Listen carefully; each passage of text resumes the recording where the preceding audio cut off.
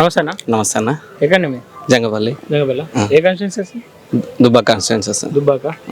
దుబ్బాకలో ఎట్లా అనిపిస్తుంది? గతంలో రఘునందన్ రావు ఎమ్మెల్యేగా ఉండు షార్ట్ టర్మ్, తర్వాత కొత్త ప్రభాకర్ రెడ్డి గెలిచిండు. ఎట్లా మార్పు ఏమన్నా కనిపిస్తుందా? ఏం మార్పు లేదు, శూన్యం, మార్పు శూన్యం. మాకు రఘునందన్ రావు గారు ఉన్నప్పుడు కొద్దిగా గొప్ప మాకు పనులు అయినాయి, కానీ మరి మాకు కొన్ని అనివార్యకరం వల్ల ఊరికి ఏది డెవలప్ చేయలేకపోయిండు. వాస్తవానికి ఈ పక్కన ఉన్న వీరారెడ్డిపల్లి నుంచి జంగపల్లి వరకు ఒక రోడ్డు శాంక్షన్ అయింది. అయిన తర్వాత కొందరు అధికారులు చేసి దాన్ని పెండింగ్లో పెట్టించారు, ఆయన పేరు వస్తుందని. ఇక్కడ నుంచి అల్మాజ్పూర్, జంగపల్లి నుంచి అల్మాజ్పూర్ రోడ్డు శాంక్షన్ అయిపోయింది, ఆల్రెడీ పడిపోయింది. అది ఇక్కడ యాదవ్ కమిటీ వాళ్ళు ఒకటి, యాదవ్ కమిటీ వాళ్ళు కూడా దానికి అన్న సొంత సహకారంతో అది కంప్లీట్ చేయబడ్డదన్న. ఓకేనా. గతంలో బీఆర్ఎస్ ప్రభుత్వం ఉండే, ఇప్పుడు కాంగ్రెస్ ప్రభుత్వం ఉంది, ఏదైనా మార్పు కనిపిస్తుందన్న? ఈ మార్పు అంటే వాళ్ళు ఇప్పుడే వచ్చారు కదా. ఇప్పుడు 6 నెలలు కాలేదు, 6 నెలలు కాను ముందే ఇప్పుడే వాళ్ళు ఏం చేస్తారు? ఓకే. ఇప్పుడు రానున్న రోజుల్లో పార్లమెంట్ ఎన్నికలు రాబోతున్నాయి. ఎట్లా ఉండబోతుంది పార్లమెంట్ ఎన్నికలు? ఇప్పుడు కాంగ్రెస్ వాళ్ళు ఏమంటారు అంటే 14 సీట్లు ఇస్తే మేము రాష్ట్రాన్ని అభివృద్ధి చేస్తామని కాంగ్రెస్ వాళ్ళు అంటారు.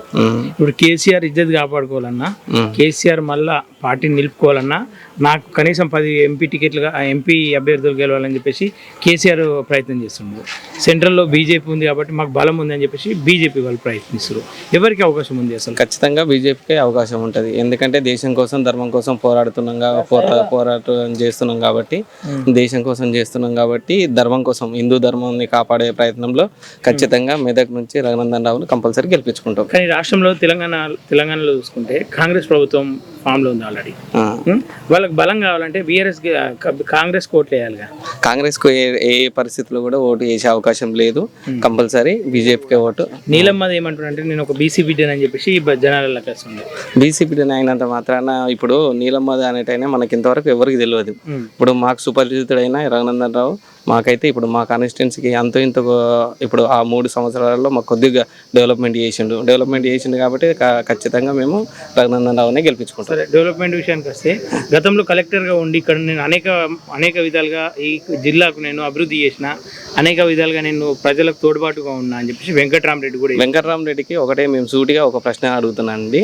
మాది మారుమూల గ్రామం. ఈ మారుమూల గ్రామం నుంచి కనీసం మేము దాదాపుగా ఒక 200 మంది పిల్లలము గ్రాడ్యుయేషన్ కంప్లీట్ చేసినాము. గ్రాడ్యుయేషన్ కంప్లీట్ చేసి వ్యవసాయం చేసుకుంటున్నాం. బల్ల పెండ తీసుకుంటా ఎలాంటి కార్యక్రమాలు చేసిండు మాకు ముందస్తుగా.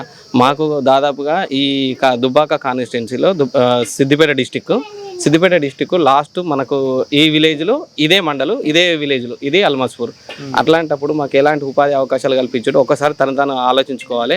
హరీష్ రావు కానీ, మనకు వెంకటరామరెడ్డి కానీ ఎవరు కూడా మాకు ఒక్కసారి కూడా ఇటే వచ్చిన పరిస్థితులు లేవు. ఎప్పుడు ఈ బీఆర్ఎస్ కొత్త ప్రభాకర్ రెడ్డి ఎన్నికల్లో వచ్చిన తర్వాతనే హరీష్ రావు అనేటోని మాకు కనబడ్డాడు. అంతకుముందు ఈ ఏరియాలో ఒక్కసారి కూడా కనిపించలేదు. గతంలో రామలింగారెడ్డి ఉండే, ఆయన పరిపాలన ఏమున్నా దున్నపోతు మీద వానబడ్డట్టే ఉండే ఆయన పరిపాలన అంటూ ఆయనకి ఏం లేదు. వాస్తవానికి ఆయన చేయలేదు, చేసినా ఆయనకు రాలేదు, చేయలేదు. ఓకే, సరే. ఇప్పుడు ఏదైతే పార్లమెంట్ అభ్యర్థిగా ఫిట్ అనుకుంటున్నా 100% రఘునందన్ ఫిట్ అనుకుంటున్నా 100% ఫిట్ అనుకుంటున్నా. ఇప్పుడు ఈ 3 వ్యక్తులలో మనకు మాట్లాడే తత్వం కానీ, కొట్లాడే తత్వం కానీ, చేయగలిగేదాన్ని 100% కరెక్ట్.